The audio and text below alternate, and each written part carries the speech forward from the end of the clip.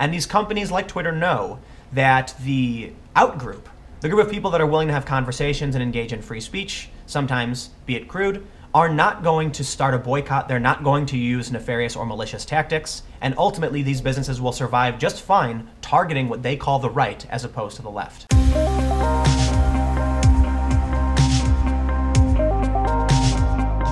Something needs to be said. I've made a lot of videos talking about the cultural civil war, Antifa, the right, nationalism, etc. And every time I do a video about this, someone says that my definition or use of left-wing and right-wing are incorrect. So often I'll put left-wing or right-wing in quotes because I understand there's a colloquial definition that many people don't share the same definition of what left and right means. Some people believe that left and right specifically refers to the economy. Some people believe that it specifically refers to social issues. So the first thing we need to do is talk about what left and right really mean before we can move forward. The point of this video is to talk about the two factions in the cultural civil war. So first, let's look at left-wing politics. Left-wing politics supports social equality and egalitarianism, often in opposition to social hierarchy and social inequality. It typically involves a concern for those in society whom its adherents perceive as disadvantaged relative to others, as well as a belief that there are unjustified inequalities that need to be reduced or abolished by advocating for social justice. The term left-wing can also refer to the radical, reforming, or socialist section of a political party or system. And now let's look at right-wing politics. Right-wing politics hold that certain social orders and hierarchies are inevitable, natural, normal, or desirable, typically supporting this position on the basis of natural law, economics, or tradition. Hierarchy and inequality may be viewed as natural results of traditional social differences, or the competition in market economies. The term right-wing can generally refer to the conservative or reactionary section of a political party or system. But it's not just left and right, because let's not forget, there is a center, and let's look at what centrism is. In politics, centrism, or the center, is a political outlook or specific position that involves acceptance or support of a balance of a degree of social equality and a degree of social hierarchy, while opposing political changes which would result in a significant shift of society either strongly to the left or to the right. Center-left and center-right politics both involve a general association with centrism, combined with leaning somewhat to their respective sides of the spectrum. So I guess just a quick layman's view is that the left wants equality, and the right thinks that sometimes equality just isn't a natural thing, it doesn't happen, or it's not necessarily the best thing that could happen. That's really the best way to put it.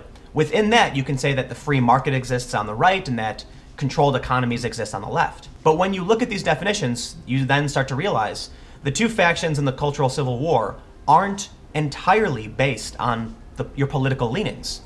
So I look to the Kilroy event as a decent example of this. If you're not familiar with the Kilroy event, it is an upcoming free speech conference in Phoenix, Arizona next April. There's gonna be a lot of speakers, myself included.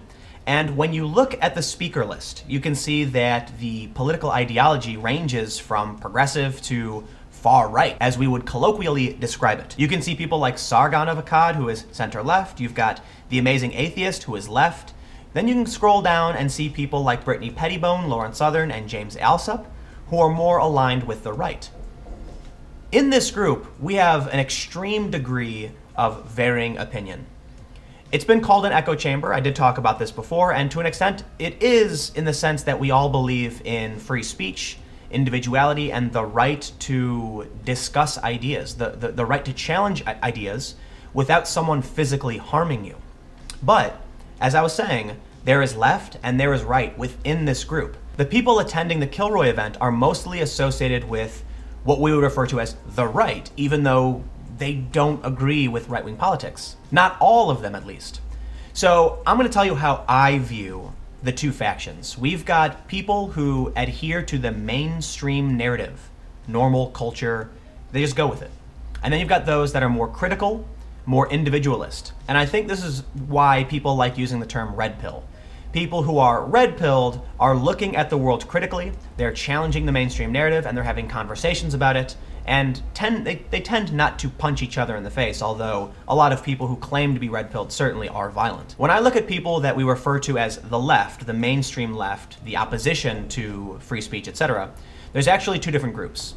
The smaller of the group are the authoritarian leftists. These are people who don't believe in free speech, who are willing to use violence and want to shut everyone else down to force their view of the world into power. But then you also have the mainstream uninitiated, I would refer to them as. Many of my friends who don't pay attention to politics, who don't read into certain news stories, and don't challenge the narrative. What's interesting is that I think when you look at the speakers at Kilroy, you'll see that most of them agree to a certain extent that there are injustices that should be rectified. Even Sargon of Akkad, who's been accused of being an alt-right, neo-Nazi, whatever, has flat out said in numerous interviews that, for one, he hates racism, and that if a society is oppressing an individual, there cannot be freedom. And that is a pretty left-wing ideology. So then, what really divides these two factions in our cultural civil war? It has nothing to do with politics, for the most part. It has a little bit to do with those who are willing to use authoritarian tactics to silence their opponents. But ultimately, I think that's a very small group. The authoritarian left is small, but they have the mainstream uninitiated left behind them, because the idea of protecting and respecting those who are victims it's a pretty good idea. So those who aren't paying attention will easily fall into the trap of believing those who would lie, cheat, and steal. There are a lot of people that I would say are intersectional feminists and on the left who I believe are really good people who are doing awesome work, and they've been rewarded for it, and they've been propped up for it, and I applaud them. But there are too many people that I would say are on the left that are willing to be manipulative and deceitful and shut down actual debate because they just want their idea to win regardless of how they get it. A lot of people would say to me that their violence is justified. When I would go down to these protests, I would ask people, why are you smashing a window? Why are you attacking these people? Why do you feel it is okay to use violence? And they'll say things like, well, the state is violent, so we're responding with violence. But here's how I view the world. If we use the same tactics as the world we're trying to change, those tactics will persist, right? So let me say it a little bit better. If you think violence is wrong, if you think oppressing those who are weaker than you is wrong, if you think injustice is wrong, shutting down people's free expression, shutting down their free speech, and hitting them isn't going to change the world. It's simply going to create a different kind of the same thing. So I've asked my friends, do you think that Antifa, if given the opportunity to rise to power and instill their political ideologies, do you think they would stop hitting people? Do you think they would stop oppressing people? Do you think they would stop shutting down speech? This is the fundamental fracture of the two factions and why I tend to find myself in the out group. Even though I think racism is awful, even though I believe institutional racism needs to be rectified, it doesn't matter. I can produce a documentary about Ferguson, I can produce a documentary about refugees, but the group that we call the left will still align me with the right. I think it comes down to a group of people that want to persuade. They want to tell people, listen, let me explain to you, and hopefully you can come around to understanding why this world will be better. And you have another group that says the world will be better when we force it to be better. But those who would be willing to use force are just going to recreate the same problems. I'm speaking at Kilroy. And when I look at the speaker list, I see a lot of people that I would say are mean people.